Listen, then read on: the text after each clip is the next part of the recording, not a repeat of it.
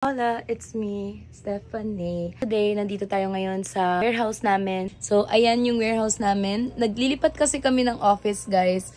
Lilipat na kami sa ibang area. Pero don't worry, accessible pa rin naman kami kasi usually online talaga yung market namin. So, ngayon kasi, dahil bare months, naisipan ko na isama siya sa bazaar. Naghakot kami ng mga gamit, ititinda namin dun sa bazaar. So, just sweaty na talaga ako kasi napakainit. Nagtulungan kami nung kapatid ko, si Evan, para maghakot ng mga gamit. Don't mind the mess. Naglilipat kami ng area. Kumuha kami ng tigda-dalawa sa design. And the plan is, kung ano yung pinakamadami na order that day, ayun yung i-restock namin ng i-restock. Pero tigda-dalawang design. Tapos kung anong i-request nila, since around Manila lang din naman yung bazaar, ipapalala move ko na lang sa bahay.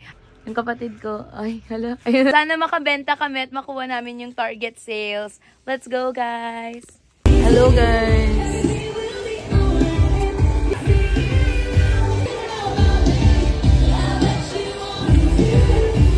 This is our punta na kayo.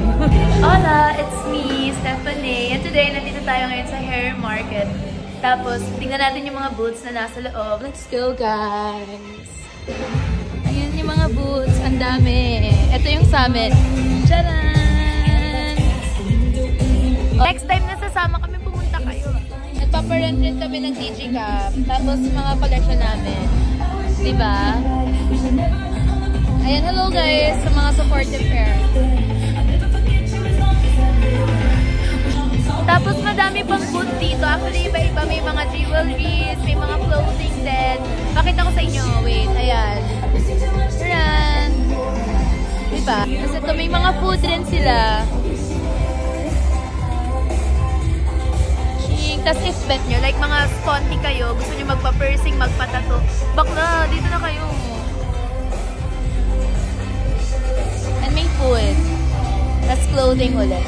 Tapos dito yung mga like free ano nila, friendship bracelets. Diba? Diyan sila. And nandito na yung DJ na din. May DJ din dito para party-party tayo. Oh, ayan, ganyan. Magsipunta na kayo bukas ha. Gusto ko makita ko kayo tomorrow guys kasi dapat party-party to. Pero bakit parang ayaw nilang mag-party-party.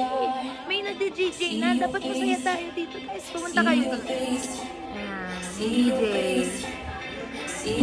Tapos kapag pumunta kayo dito, make sure i-visit nyo yung booth ko. Kasi tomorrow, start kami ng 11 hanggang 9 PM. So last day na din yun. Kaya pumunta na kayo guys. Para namang sobrang baba. Tingnan nyo.